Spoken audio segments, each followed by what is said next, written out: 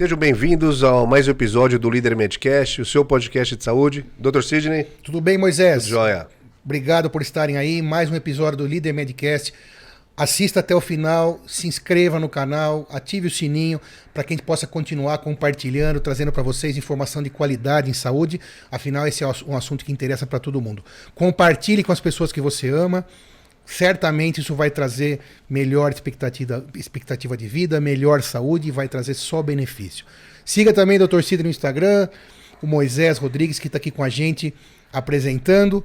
E hoje a gente tem aqui a honra de receber Dr. Júlio Bissoli, médico formado pela Faculdade de Medicina da USP, urologista com residência no Hospital das Clínicas, especialista em urologia reconstrutiva, dá aula sobre isso na residência, chefe do grupo então de urologia reconstrutiva do HC. Muito obrigado por ter aceitado o convite. Vamos hoje aqui ter a honra então, de dividir informações. Júlio, obrigado. Prazer enorme aqui estar participando do Líder Medcast. Vai ser uma honra poder responder um pouco das dúvidas de vocês. Obrigado. Seja bem-vindo, doutor. Vamos lá? Valeu, Moisés. Começar a dividir essas informações? Vamos sim. E apertar para sair o melhor possível aqui do convidado. Exatamente. A gente vai conversar hoje sobre um assunto que é popular. Muitas vezes as pessoas têm vergonha de tratar sobre o assunto, alguns mitos ou até uma parte cultural. Disfunção erétil, Dr. Júlio. O que é disfunção erétil? Primeira pergunta. Vamos lá. Disfunção erétil é a incapacidade de ter ou manter uma ereção suficiente para penetração. A gente considera transar, né, o ato sexual, a penetração. Então, se você tem um grau de rigidez que não permite a penetração, ou uma vez que penetrou, continuar perpetrando o ato, você tem a disfunção erétil.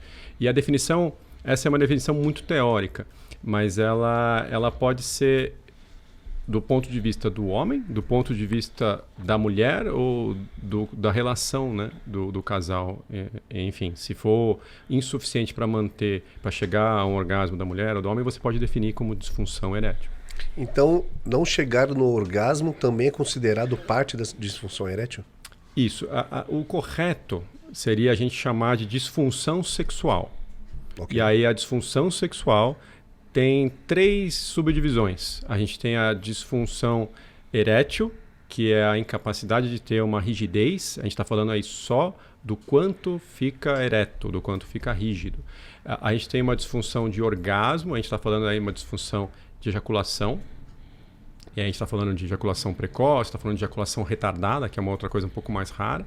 Ou a gente está falando de uma queda de libido, uma dificuldade, mas não porque você não consegue, é porque você não quer ter, você não tem vontade. Então a disfunção sexual ela é mais ampla que a disfunção erétil.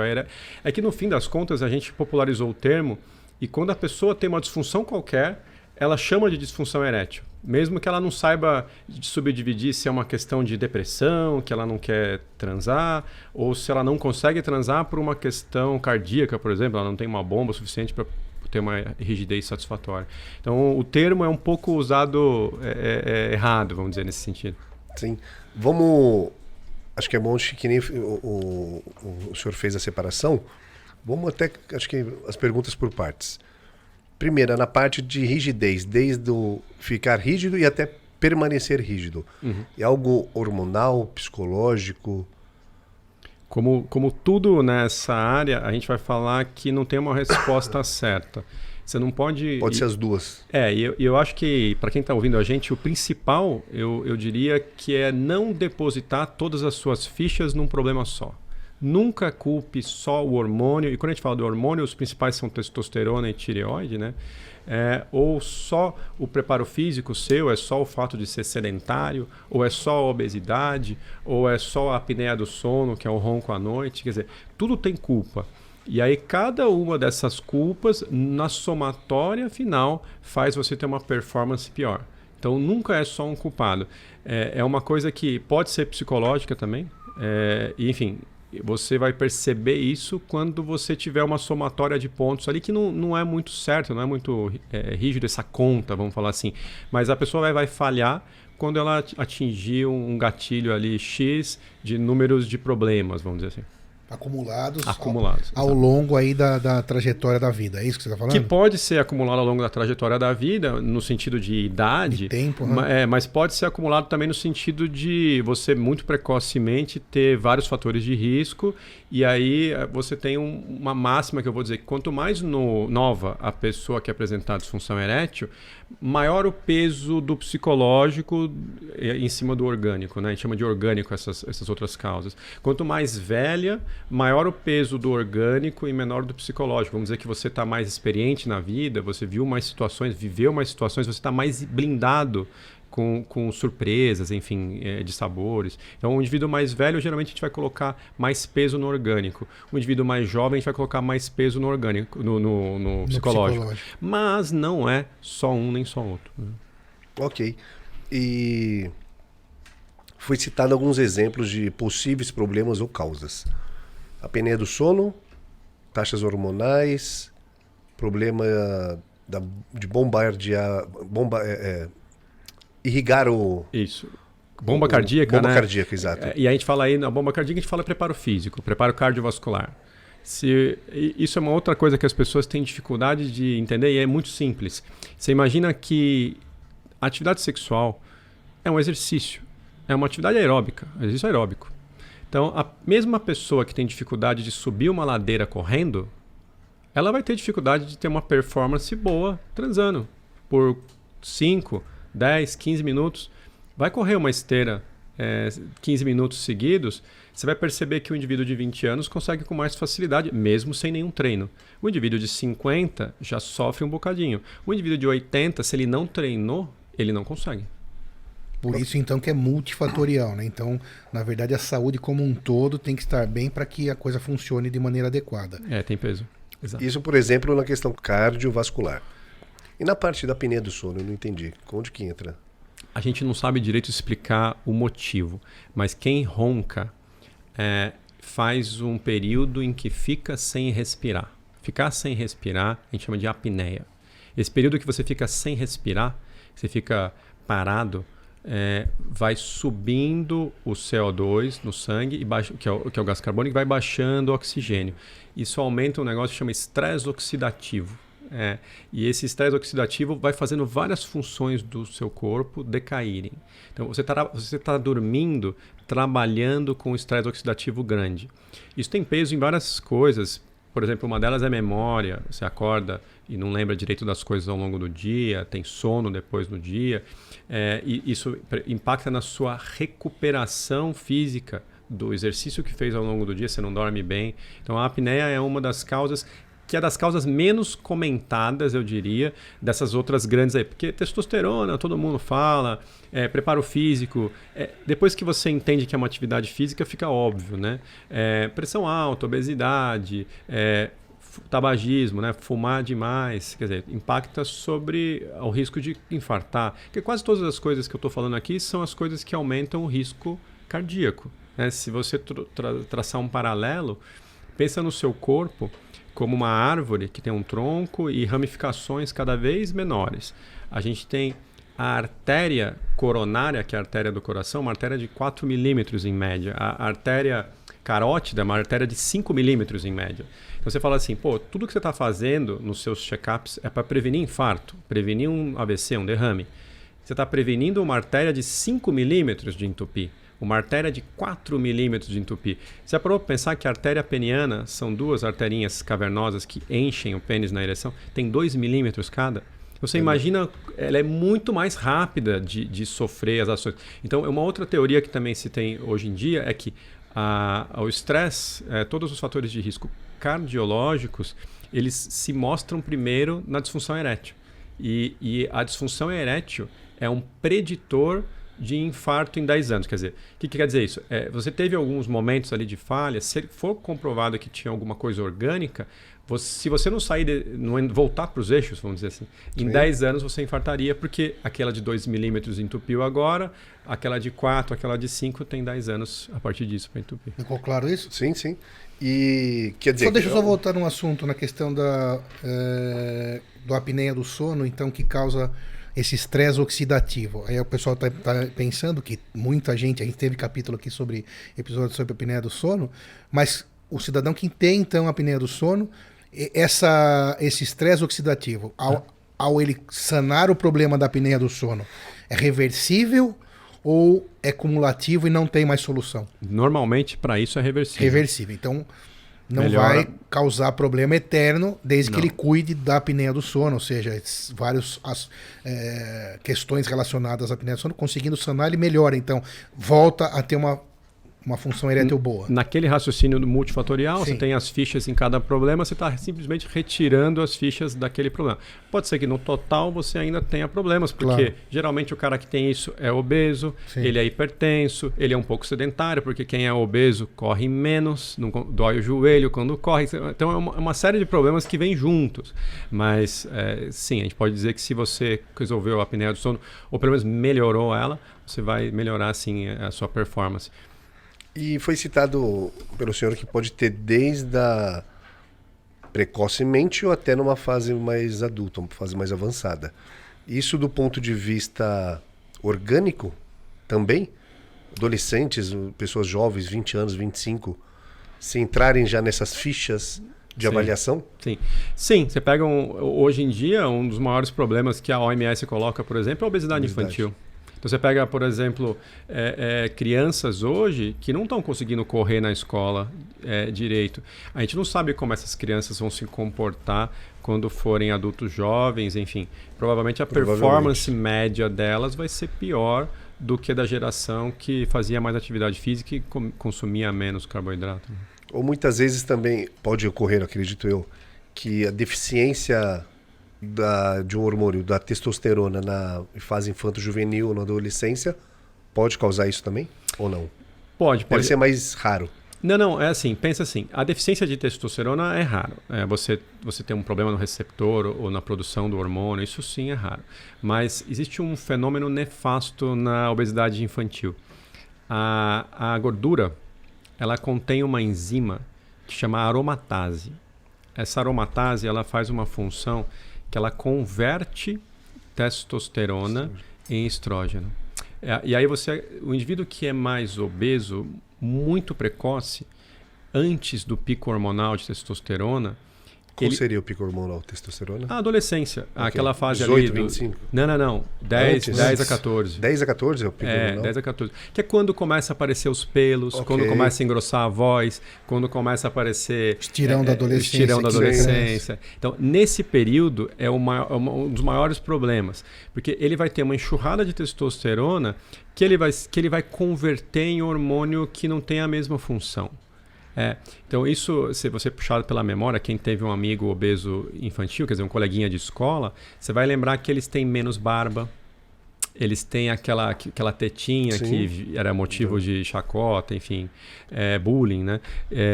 Por isso, porque tem mais estrógeno circulante. Tá? Tem pais que ficam preocupados com o tamanho da haste do pênis, leva o filho na consulta, tal, que tudo faz parte do pico de testosterona. Esse desenvolvimento da massa muscular fica prejudicado. Então, a obesidade infantil é problemática nesse sentido. Assim, nesse sentido, ela é muito mais ampla, a complicação que ela traz, do que só a disfunção erétil lá na frente. Mas o assunto aqui... Sim, mas é uma explicação para um problema de testosterona precoce, né? A obesidade infantil. Aquela artéria que a gente estava falando aqui que isso, é bem no meio. Bem no meio aqui dos corpos cavernosos, né, que estão aqui num corte. Aqui tem 2 milímetros? Isso, exatamente. Isso. Olha como ela é. Até 2 milímetros. Olha aqui, isso Até aqui 2 é milímetros. todo o pênis, né? Toda a circunferência aqui do pênis, né? Isso, isso, né, Júlio? É isso aí. São as artériazinhas pequenas aqui no pênis flácido, né? Ou seja, mole, né? E aqui com o pênis ereto, elas saem, então, elas passam a ter esse fluxo maior e alguns mecanismos para encher esse corpo cavernoso também de sangue. E aí, essa é a disfunção que causa nessa... É legal esse esquema, só para te mostrar, Sidney. Quando as artérias ficam vasodilatadas, que a gente fala, aumentam de calibre... Doutor, acho que tem um apontador ali no canto. Quando as artérias aumentam de calibre, a gente... Só puxar. Tá conseguindo puxar aí. Isso, as artérias aumentam de calibre, você comprime as veias. E aí você cria um mecanismo que enche, mas não esvazia. Então é isso que é o legal, é muito engenhoso na natureza. Você abre, esmaga as veias, para o sangue não sair dali. O sangue não sai dali. E aí, enquanto você tem o estímulo, quer dizer, enquanto você está curtindo aquela coisa, Ele está rígido e não está saindo nada. Tanto é que se você puxar pela memória, quem é homem aqui sabe, quando começa a ficar flácido, ele fica flácido pulsando. Tenho certeza que todo mundo vai olhar isso depois. Ele começa a pulsar e ele murcha ao ritmo da artéria que está batendo na veia. Interessantíssimo. Interessante. Então, na fase da adolescência, pode ocorrer em função da obesidade um dos principais... Sim, né? Se eu fosse botar com a causa orgânica dos mais novos, a gente está colocando aí obesidade, sedentarismo, tabagismo menos frequente hoje, né? Mas são explicações mais plausíveis para as causas orgânicas nos mais novos. Mas, de novo, nessa população, o peso maior não é o orgânico. Sim. A gente nasce com uma reserva funcional muito grande. Então, se eu pegar uma criança, sei lá, de 10 anos, comparar com uma criança de 14, enfim, elas correm muito, não cansa. Até os 20 você é assim, entendeu? Essa reserva funcional te dá um preparo físico absurdo. Então, mesmo colocando as suas fichas na obesidade, colocando as suas fichas ali na testosterona, vamos supor que esse indivíduo ronque, colocando essas fichas na apneia, provavelmente esse cara vai ser potente. Ele só vai perceber um certo grau de impotência com 30 e poucos, 40 e poucos, ou se ele tiver um problema no namoro, tiver estressado no emprego, aí o outro lado psicológico pesa mais. Mas entenda, está tudo conectado. No fim da história, você não vai saber nunca dizer quem foi o culpado. Mas daí o cara volta, foi demitido. Ele está nervoso, brigou com os pais, separou da namorada, a namorada traiu ele, enfim. Tem várias coisas que estão jogando ali. Eu sempre brinco que você está rodando no background um monte de aplicativos em segundo plano que você não tem noção de quais são. Na sua cabeça você fala assim, não, eu tive um estresse no trabalho lá, mandei embora um funcionário, hoje o cara tinha 5 anos de casa, era um folgado. Você fala, isso não me afeta. Isso te afeta, você não está contando isso no primeiro... inconsciente, né? Exato, ele está rodando no segundo plano, entendeu? Eu estava pensando aqui, então para o pessoal entender, como o Dr. Júlio explicou, a gente tem causas orgânicas, ou seja, do seu próprio corpo, da fisiologia, da anatomia, né, desse conjunto de coisas palpáveis, e as causas psíquicas, que são impalpáveis, né, da parte aí do estresse do trabalho, do estresse na família, etc. Dentre as causas, a gente falou aqui sobre obesidade, apneia do sono, e relação ao uso de drogas ilícitas. Como o Dr. Júlio diria sobre isso? Tabagismo, a gente sabe que uma droga lícita que causa problemas, né? Porque ele atua lá naquela artériazinha e vai entupindo. Mas e outras drogas, em geral? Vamos lá. A segunda tem alguma relação? Não álcool. Tem? Como é que por exemplo, álcool. Álcool é uma droga lícita e talvez a mais comum, né? Sim, no Brasil. A gente está falando aí de um ansiolítico.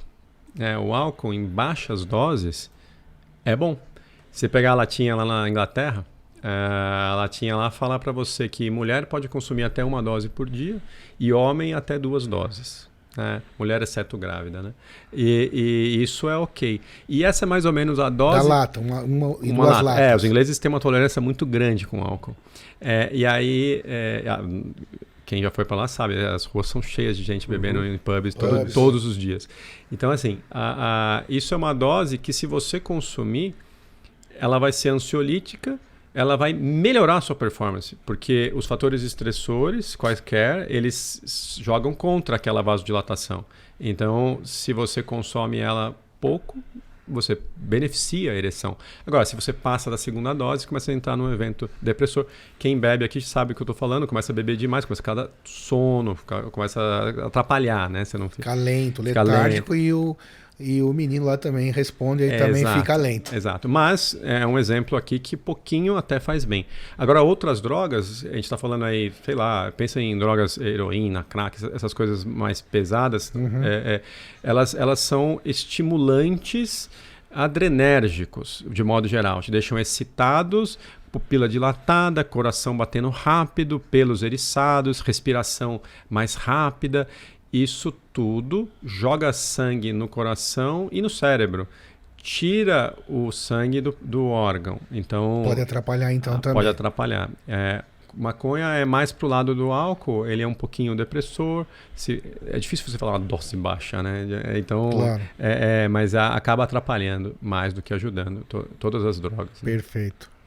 E na idade mais avançada, ou na idade adulta, homem já maduro, 25, 35, 40 anos. Tá. Tem alguma... Vai caindo vai piorando o quadro, se já tem uma predisposição, ou se já tem um grau de potência satisfatório? Tem alguma idade que vai caindo essa performance? Pensa assim, tem uma média nossa, né? Então todo mundo, tirando casos de exceções, né?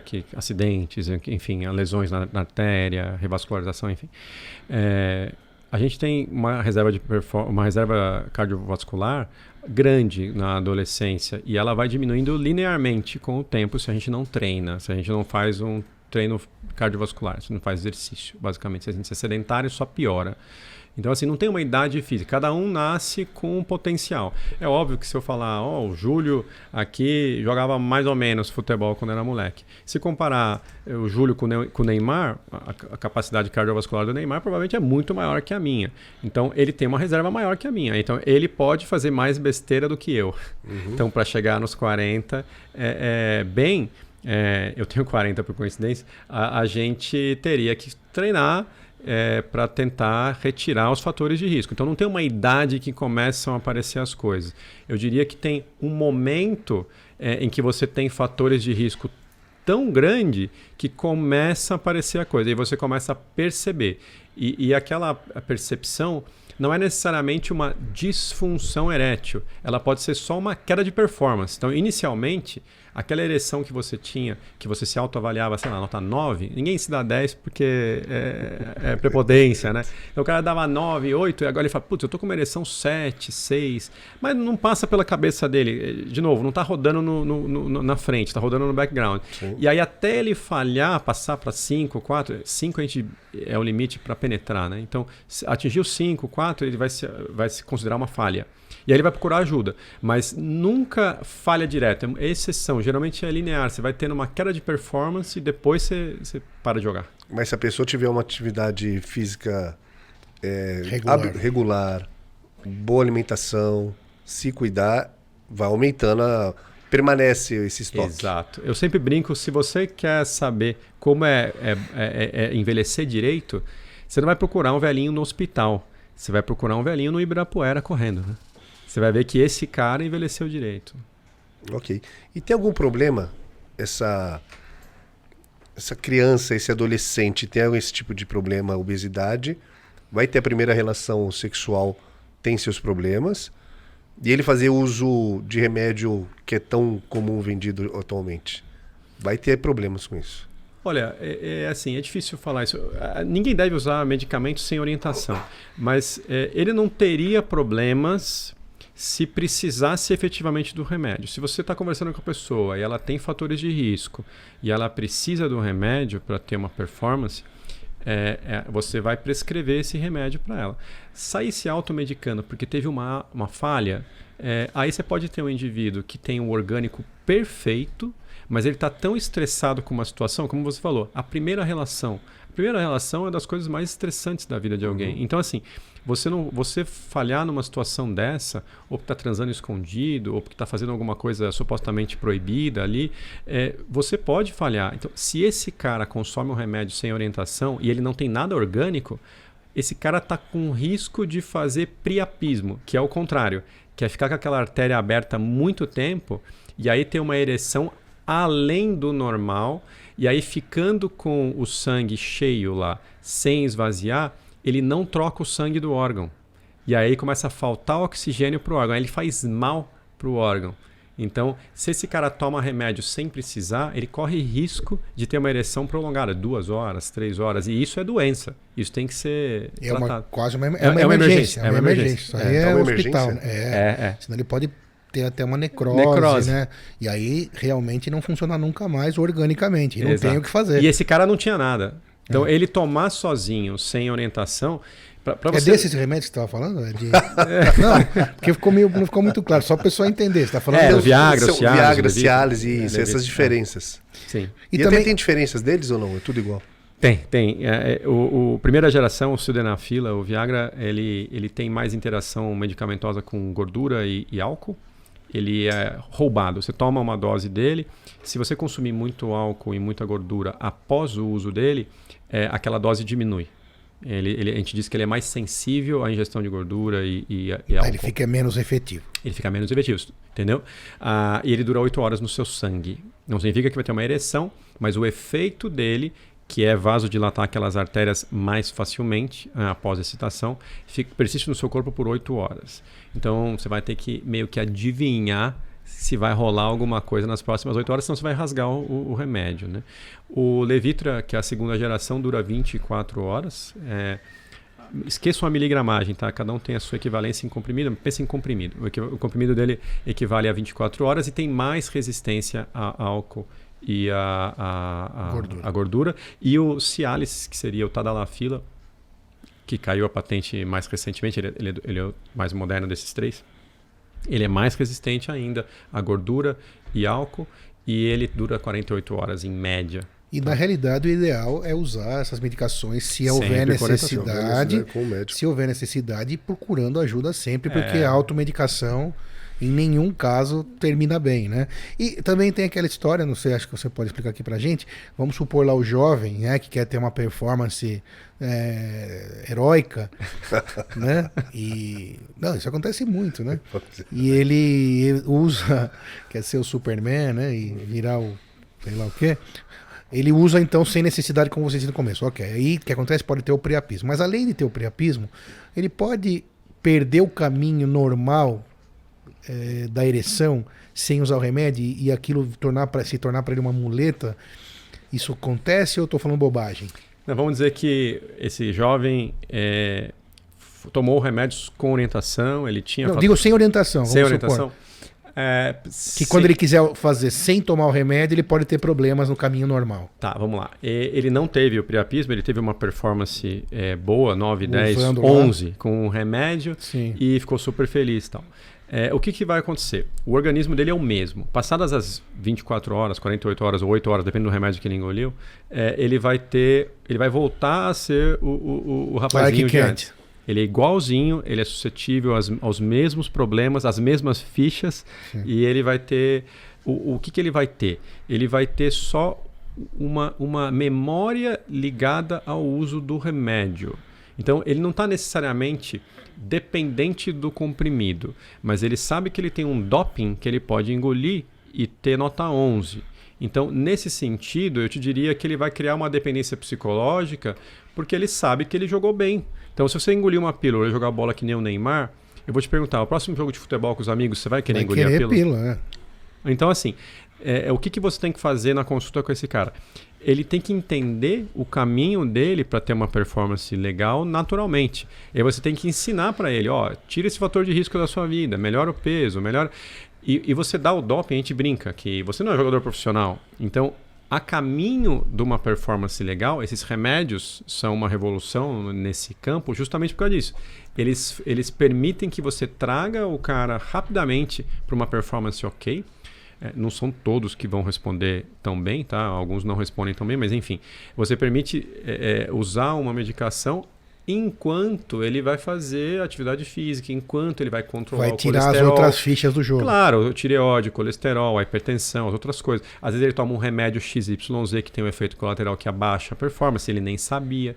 Entendeu? Então, a caminho da melhora da performance, pelo menos ele tem um doping ok, que não vai fazer mal, enfim. De novo, não vai fazer mal sob circunstâncias vigiadas. O Viagra, por exemplo, foi muito famoso por estar relacionado a problemas cardíacos. Essas drogas, elas não causam infarto. Normalmente, elas têm um efeito colateral com o uso de remédios utilizados em infarto. Mas isso, você vai ver em filme, o pessoal vai pro hospital e fala, I had Viagra. O cara fala lá pro plantonista que tomou Viagra, para o cara saber. Aí todo americano é orientado a isso. Os brasileiros, hoje em dia, são mais orientados, mas você tem que falar pro cara, se você infartar por qualquer razão, você tem que avisar que tomou esse remédio. Mas ele não causa infarto. O que causa infarto é você... Lembra do começo da nossa conversa? É uma atividade física, aeróbica, de intensidade, tá?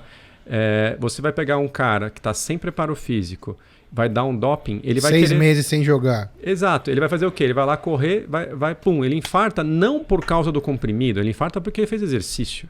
Entendeu? Então, assim, essa é a história. O cara de 50, o cara de 40 tem que fazer uma avaliação física para entrar na academia. É a mesma coisa. Esse cara tem que fazer uma avaliação física para tomar um remédio desses. Para poder ter relação sexual. Mas é para poder ter a relação, não é para poder tomar. E porque foi dito por ti que tem pessoas que respondem, tem pessoas que não respondem tão bem. Boa pergunta. O remédio, ele sempre funciona organicamente. Ou seja, ele vai fazer... Como é que é a ereção, né? A gente não falou disso. Mas Sim, é você estimulado sensorialmente, tá? Uma visão, ouviu algo, sentiu algum odor, enfim. Tato. Aquilo entra no seu cérebro, é comparado com as suas memórias prévias. Se aquilo não for traumático e for uma questão que te excite, aquilo é disparado para te causar uma ereção. Via nervosa, isso caminha pela coluna, chega lá no pênis e vasodilata os vasos do pênis. Aí o que acontece lá embaixo? Você tem fatores estressantes circulando. Se tomou o remédio, essa alça é amplificada, a alça de vasodilatação. E aí os fatores... Aquela artériazinha abre mais e mantém mais tempo aberta para o mesmo estímulo. Então, quem toma remédio, ela abre mais e por mais tempo. E aí você tem os fatores estressantes, que são poucos. Se eles forem poucos, você consegue ter uma ereção satisfatória. Se eles forem muitos, você não consegue ter uma ereção satisfatória. E aí o motivo é o estresse. Então você tem 2 motivos que o psicológico influencia. O primeiro é no julgamento, se aquilo te excita ou não. Uma mesma imagem para 2 pessoas aqui nessa mesa, para você pode despertar ojeriza, para outra pessoa pode ser extremamente excitante. Baseado só nas suas memórias. Se você vê uma mulher com cabelo esvoaçante e tal, aquela mulher com cabelo esvoaçante pode te lembrar aquela sua ex-namorada que te traiu. E aí isso não te excita, mas o outro cara fica doido quando vê essa imagem. Então, assim, a mesma questão pode ser levada para 2 caminhos distintos. Então, por isso que a disfunção erétil, ela tem essa questão psicológica. Ela tem a questão do julgamento lá em cima e tem a questão da ansiedade lá embaixo, dos fatores estressantes, das adrenalinas circulantes. E aí, já te respondi a pergunta indiretamente. Você fala assim, por que o remédio funciona para algumas pessoas e para outras não? Porque o orgânico dele não foi suficiente ou para vencer o estresse, ou para vencer o trauma, ou para causar uma vasodilatação suficiente para ter uma performance ok. E aí sim, mais um motivo para ir com um profissional para poder conduzir. Exato, porque daí você consegue pelo menos triar para o cara. Fala assim, olha você tá... Vou te dar um exemplo. Tem cara que tem uma performance muito boa a vida inteira. E aí o cara chega para você no consultório e fala assim, não, eu tô indo mal, doutor. Olha, eu não consigo agora 4 seguidas. Eu falei, cara, como assim? Como assim? Porque o mal do cara é esse. Entendeu? Aí você fala assim, você tá tudo bem, tá tudo certo, tá acontecendo isso, vamos ver os seus fatores de risco e tal. Aí você coloca o cara na real. Entendeu? Ou então o cara não consegue ter uma relação, é tão flácido que não consegue nem penetrar. Mas o que está acontecendo? Aí você vai ver, o cara está deprimido, o cara tem outras causas, ele também não quer sair de casa, ele também não quer comer, ele também não está dormindo bem. Vocês já fizeram podcasts aqui de depressão, entendeu? Assim, depressão abarca isso. É uma atividade que você quer fazer, né? Transar. E entra nas coisas que você deixa de fazer quando está deprimido. Então você vai ver, conversar com o cara, ele não tem disfunção erétil. Ele tem outra coisa muito mais séria, entendeu? Então, ou está passando por um luto, enfim, tem N motivos aí. Vale a pena uma avaliação para pelo menos você identificar as causas e tentar filtrar isso. Às vezes tem um paciente que você fala assim, olha, a gente fez um check-up orgânico aqui, não tem nada. Eu acho que vale a pena você bater nessa tecla aqui, porque o estresse, o trabalho, enfim, tem algum trauma rolando, vai fazer terapia ou tentar se entender melhor. Então, não vai bater na apneia, porque não tem problema nesse sentido, entendeu? Então, sim, a avaliação é mais nesse sentido, para você dar o caminho para o cara. Teve uma matéria um tempo atrás, não sei qual que foi o veículo social, falando que jovens na balada estavam misturando... Como que era? Energético, Viagra, álcool, e isso tava levando a casos de parar no pronto-socorro ou algo parecido. Isso foi até mais de um veículo, acho que ficou... Quando ele explodiu, esse remédio aqui no Brasil? O que eu tenho para te falar é assim, você tomar qualquer coisa que mexe com o seu neurológico, mexe com o seu estado de consciência, e aí você toma uma droga que, de certa maneira, mexe com a sua circulação. Né? O Viagra, de certa forma, não sei se você sabe a história, mas ele foi descoberto por um acaso. Ele era um remédio para pressão alta. A Pfizer era uma indústria farmacêutica pequena na ocasião, média, e estava estudando um remédio para pressão alta. E aí os senhores que voltaram para o consultório dos avaliadores começaram a falar, olha, minha pressão, não sei se mudou, doutor, mas tô feliz pra caramba com esse negócio. O que aconteceu? Aí foram ver que o remédio melhorava lá embaixo, vasodilatador, porque ele é um vasodilatador. Isso é uma estratégia que a gente usa para baixar a pressão. Você aumenta o calibre dos vasos, diminui a pressão dentro dos vasos. E isso era uma estratégia para baixar a pressão do coração, né? A pressão alta, né? E aí a Pfizer mudou o remédio e falou que era um remédio para ereção, o primeiro da história da humanidade, com efeito colateral de baixar a pressão em algumas pessoas. Então você vai misturar uma droga psicoativa com um remédio que pode baixar a pressão e, cara, não vai dar coisa boa isso, né? Tem até nos presídios uma forma deles provocarem o óbito num rival, esse coquetel aí de misturar e fazer a pessoa tomar e não deixa nenhum... Dizem, né? Já vi coisas escritas sobre isso, mas faz sentido, porque as medicações são de ação rápida, mexe na circulação e o coraçãozão não... E tem uns tipos de nitrato que, quando misturados com Viagra, eles potencializam o efeito de ambos. São remédios para baixar a pressão que a gente usa quando está infartando, enfim, quando está com que daí não pode usar com... Que não pode misturar. Aí né? não pode. E aí baixa a pressão e a pressão não sobe, né? Refratário. Outro tipo de medicação misturado com o Viagra. Isso. É aquele remédio que eu te falei que tem que avisar no pronto-socorro se tiver com dor no peito. Eu tomei Viagra, o cara não pode te dar esse remédio. É uma filigrana técnica, tem um outro remédio que pode, mas tem uma classe específica que não pode misturar. Mas tem gente que usa os nitratos também de uso contínuo? Que não poderia usar Viagra. Isso, exato. Esse remédio existe comprimido. Sustrate, monocordil. Então, esses remédios você não pode dar pro cara... junto com a classe do Viagra. Né? A gente fala o Viagra que é o mais famoso. Mas quais remédios? Para angina. Ok. Para dor no peito, o cara toma um remédio que é aqueles que põe embaixo da língua. E aí que vasodilata, aqueles lá não pode misturar com essa família do Viagra, dos que vira uma bomba, imagina. Os dois acabam dando uma hipotensão e a pressão fica tão baixa que é incompatível com a vida. Você tem que usar outras estratégias para tratar a disfunção erétil do cara. Ok, e reposição hormonal, testosterona, faz um papel parecido, atua? Não, acredito que é mais uma questão hormonal, mas explica melhor isso. Se tem alguma relação. Lembra daquele tripé lá, disfunção sexual. Aí você tem lá libido, ereção e ejaculação. Ok. A libido vem primeiro. Se você não tem vontade, você nem foi atrás. Se você teve vontade e foi atrás, teve uma ereção. Se você teve uma penetração e continuou, você ejacula. Então a sequência é mais ou menos essa. A testosterona está mais na vontade, ela está mais no desejo e ela faz com que a gente procure mais. Se você procura mais, você se dá a chance de se excitar mais. Então existe essa relação positiva, sim. É um pouco placebo, mas é claro que em ereção, placebo conta. Né? Não falei que o psicológico conta? Conta muito. Então, assim, você procurar mais, você ter mais. Você tem ereções mais rígidas, pronto, você toma testosterona, você faz geralmente melhor atividade física, você ganha massa muscular mais rápido, perde massa de gordura mais rápido, então você começa a melhorar a performance. Aí você vai lá e transa melhor, porque você também está treinando mais, e aí a testosterona te dá mais vontade. Aí, existe um fenômeno que também, eu gosto de sempre fazer essas analogias, o seu amigo que era o obeso infantil, coitado, a gente está falando tanto deles, né? Ele não queria jogar bola na educação física de criança. E o rapazinho, o seu amigo que jogava bem bola, ele sempre queria jogar bola. Tá? Existe um fenômeno que quando você faz alguma coisa bem, você quer fazer essa coisa.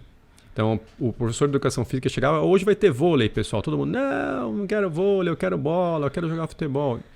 E o cara nerdão, CDF, adorava fazer prova. Porque ele ia bem, ele tirava 9, 10, ninguém enchia o saco dele, ele só destruía na prova. Então, para ele é legal fazer prova. Então, todo mundo é assim. Todo mundo quer reforçar aquilo que faz melhor. E ereção acaba parecido, né? Se você tem os dois caminhos, né? O círculo vicioso, o time que está jogando mal, o time que está indo mal, aí o psicológico abala, você não quer desempenhar bem mais, você está triste, aí você joga mal de novo, aí você fala, eu sou muito ruim, aí você não quer jogar. E aí você fala assim, então o que vem primeiro, a disfunção erétil ou a queda de libido?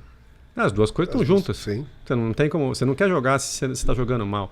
Da mesma maneira, quando você dá o remédio supostamente para melhorar a ereção, o cara melhora a libido também. Porque ele quer jogar, ele joga bem, ele quer jogar mais. Ele quer jogar mais, aumenta a libido. Aí ele vai lá e transa melhor. Então, a testosterona e esses remédios para potencializar a ereção, eles melhoram nesse círculo virtuoso entre o desempenho e o desejo. Nós falamos já no podcast passado sobre reposição hormonal para recuperação do corpo físico. Dr. Marcos Lago, sobre medicina, o projeto Regenera. No caso da reposição hormonal, quando indicado por um médico, tem as suas necessidades físicas, psicológicas, enfim. Então, quando tem essa reposição hormonal, após a avaliação médica, ele tem ganho com isso. Também? Normalmente, sim. Mas o que a gente fala, eu sempre gosto de frisar, principalmente com testosterona, porque a testosterona particularmente é um remédio muito milagroso, né?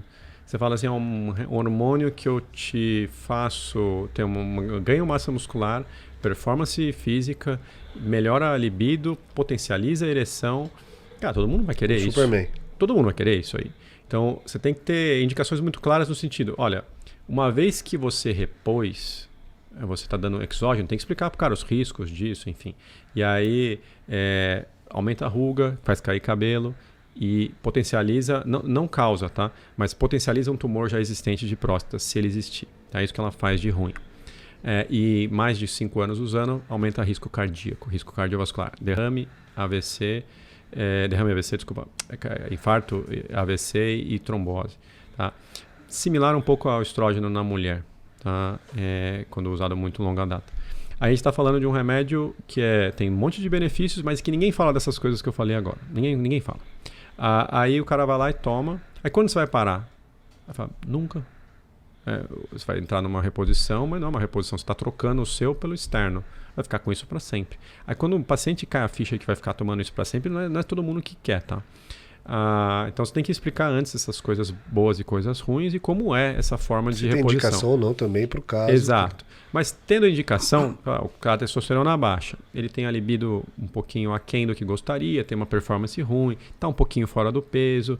Estou brincando aqui, mas é tipo 100% dos meia-idade. Tá? Aí você vai falar, tá bom, eu vou te repor. Eu tenho que estabelecer uma métrica para parar de repor caso o seu desempenho seja insatisfatório. Então você tem que ter, tudo que você faz na vida, eu sempre falo, olha, você vai repor uma vitamina, qual é o seu objetivo com essa vitamina? É chegar num nível normal e parar? Você vai ficar tomando vitamina pro resto da vida? Você vai ficar, se é uma reposição, você vai testar aquilo e ver se aquilo resolve o seu problema. Então se a testosterona resolveu o seu problema, ótimo, vamos continuar com ela, sabendo dos benefícios e dos malefícios dela. Não resolveu o seu problema, não é esse o caminho. Volta, não era essa ficha o seu problema, vamos investir em outras fichas. Ok. Tem procura por, acredito eu também, que passou de qual idade começa a procurar tratamento para disfunção erétil? Em 50, 60 anos ou das mais diversas idades? O boom de procura, eu vou te falar que é ao redor dos 50, 55 anos e ao redor dos 20 e poucos anos. São os dois picos. E a procura antecipada, a procura no começo dos sintomas ajuda no prognóstico da doença? Ajuda. No desenrolar da situação? Sobretudo... É considerado uma doença? Sim, tem CID. Okay. Tem sim. A gente... Classificação Internacional de Doenças, né? Tem codificação para essa doença. A gente ajuda. Sempre que trata precocemente, você dá a noção para a pessoa do que faz ela ter saúde, sempre ajuda. Porque se a pessoa é jovem, por exemplo, está no caminho errado, por qualquer razão, tem um colesterol super alto, ou faz um exame de check-up e detecta um diabetes, você está poupando, você está ganhando anos de vida com esse cara. Começou com a disfunção erétil, mas ele descobriu um diabetes. Agora ele vai tratar precocemente e vai se salvar do infarto que teria lá com 50. Entendeu? Então ajuda, sempre ajuda. Ou ele tem a noção de que aquilo é psicológico e tem uma ligação muito clara com o trauma que ele teve com a ex-namorada, que parece com a namorada atual, e ele não se ligou disso. E aí você coloca o cara no trilho. Ele vai ter uma qualidade de vida melhor, ele se entende melhor. Esse é o ponto que a gente sempre fala aqui, né? O foco é o paciente e qualidade de vida é tudo. Exato. E o custo-benefício é pro paciente sempre, né? Como vocês estavam falando da reposição, né? Então, às vezes o risco vai depender de quanto aquilo está custando para aquele paciente que não está legal. Ou o cara de meia idade, o cara de 50 que faz aquele check-up, ele coloca isso na consulta. Aí você vai conversar com ele e fala, olha, mas deixa eu ver seu check-up. Pô, você tem um colesterol aqui que está alterado faz 8 anos. Ah, mas é besteira, isso aí é pouca alteração e tal. Aí você fala pro cara, não, mas ó, a gente considera disfunção erétil lesão de órgão-alvo. O que é isso? Quando você tem uma doença metabólica, quando você fala, começa a fazer mal para o rim, começa a fazer mal para a retina, fundo de olho, começa a fazer mal para o coração, começa a alterar o seu ecocardiograma, começa a dar placa nas artérias, começa a dar placa na coronária, na carótida. E aí a disfunção erétil é marcador de lesão de órgão-alvo. Também faz parte dessa síndrome metabólica. Então, agora que você tem isso, você tem que tratar esse colesterol. Às vezes o cara não estava se ligando disso e chama atenção para uma alteração corriqueira. Perfeito. Aquela ficha que pode estar tirando no começo e Exato. lá na frente não vai causar grandes problemas. E quando começa a fazer o uso de medicação com 50, 55 anos, que é a idade de maior procura, é vitalícia essa medicação ou durante um tempo? Depende. Se ele saiu e entrou para o trilho, começou a fazer atividade física, retirou as fichas, acertou o colesterol, tinha aquele remedinho que ele estava tomando que estava atrapalhando, ele trocou aquele com o cardiologista, agora está tomando um outro.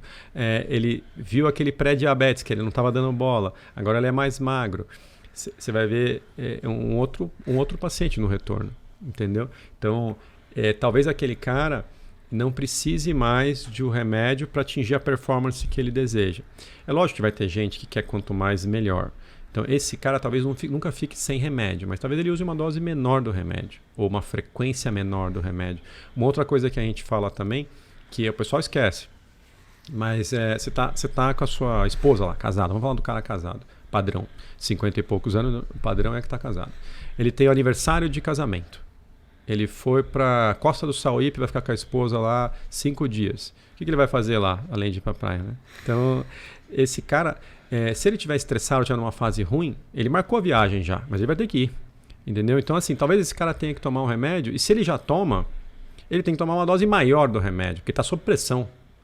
Aniversário de namoro, dia dos namorados. Então, tem gente que tem pressão, tem gente que não lida bem com a pressão, entendeu? É como eu disse, brincando lá no começo, você está jogando um jogo, mas que aqui não é profissional, você pode usar doping, né? Então, orientado, certinho, com orientação antes, a priori, né? Você usa o doping da maneira correta, né? Você consegue até titular a dose, enfim. Então, dica antes do aniversário de casamento, ir para Costa do Sauípe ou para Maldivas, pior ainda seria, né? Porque imagina falhar em Maldivas. Então, consulta com o Dr. Júlio.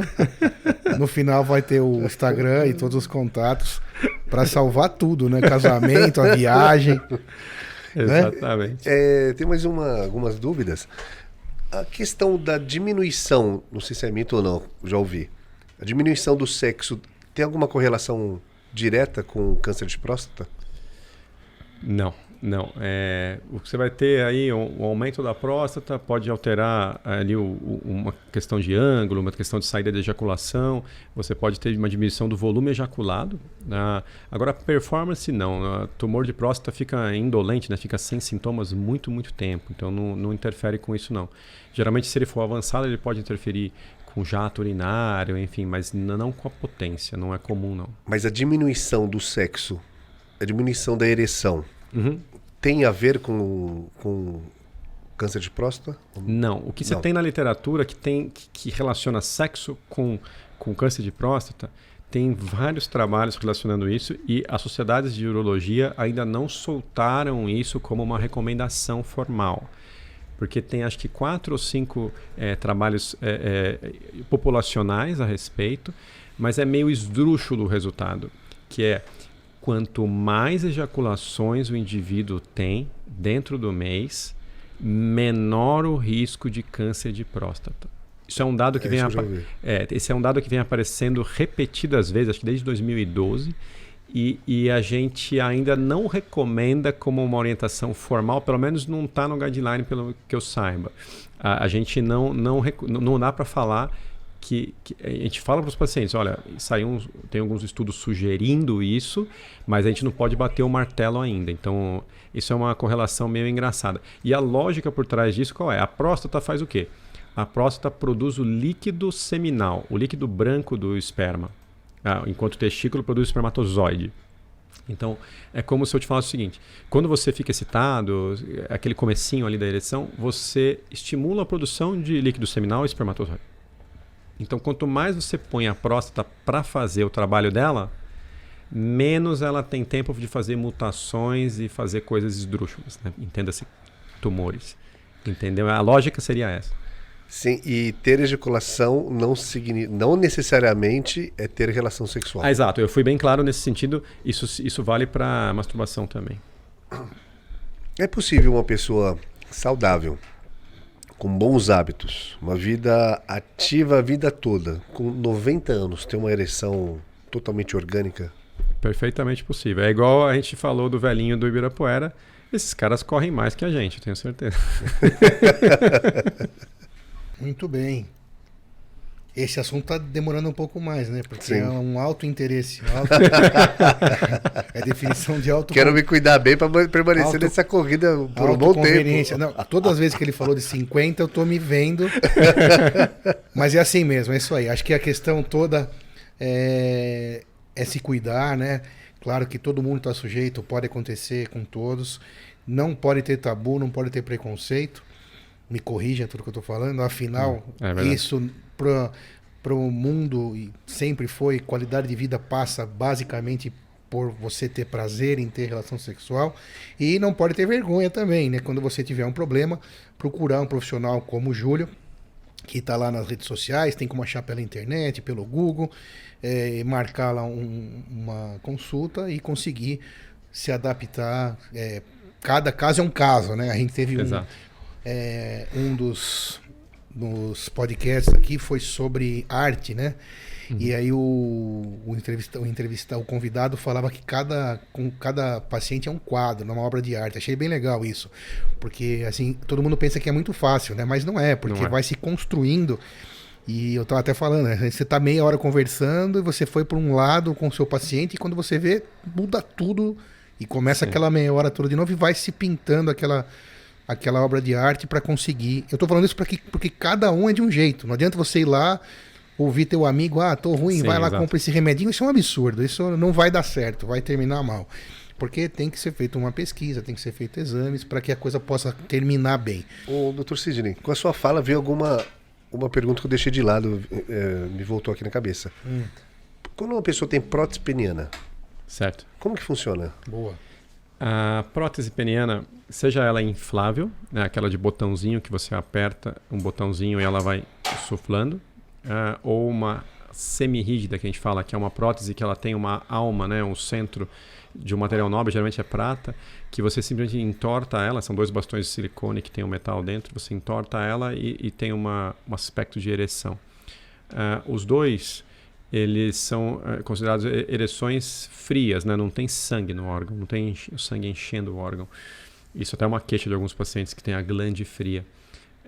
Mas você precisa da excitação. Você precisa da excitação para despertar ali uma secreção que tem na uretra, uma gosminha transparente que sai antes, quando você fica excitado. Se você simplesmente... Isso é uma coisa que você tem que orientar o paciente. O cara que tem disfunção erétil no grau mais avançado e botou uma prótese, ele está, teoricamente... Isso é no grau avançado de disfunção que coloca ou também? Sim. Sempre é a última tentativa. Tem várias coisas no caminho. Primeiro algum caso de acidente. Exato. Ou também. Que o cara perdeu a vascularização por qualquer motivo. Enfim, aí colocou a prótese. Você tem que avisar o cara, você está preparado, mas você tem que criar um clima para você ter uma relação. Geralmente as preliminares são importantes. Então você tem que avisar esse cara que, como ele não precisa das preliminares para ter uma ereção, você tem que contar para ele, olha, Se fica esperto porque a parceira não está preparada no mesmo ritmo que você. Você tem que ter o aquecimento lá da mesma maneira para ter uma relação legal, saudável. Mas ele fica pronto sem precisar daquela ativação cerebral, enfim. Ele está pronto sempre. O prazer, da mesma maneira. O orgasmo é igual. O orgasmo é igual. Independente de ter próstata ou não, enfim, de ter qualquer reconstrução trato urinário, a sensação é cerebral. A ejaculação associada ao orgasmo é a liberação mecânica do esperma. Isso você pode ter problema, enfim, se não tiver próstata, se tiver alguma reconstrução trato urinário, se tiver a uretra fechada, enfim. Mas o orgasmo é cerebral, ele sempre vem. Uma outra coisa que eu não falei, o Sidney me lembrou aqui quando ele estava falando aquelas coisas, é que cada pessoa é diferente, né? Isso é uma coisa que a geração de vocês vai saber o que eu estou falando. Pornografia. Pornografia hoje é epidêmica. Metade da internet é voltada para pornografia. E isso é uma coisa que quem aqui tem 40, 50 sabe que quando a gente era jovem, o acesso à pornografia era muito restrito.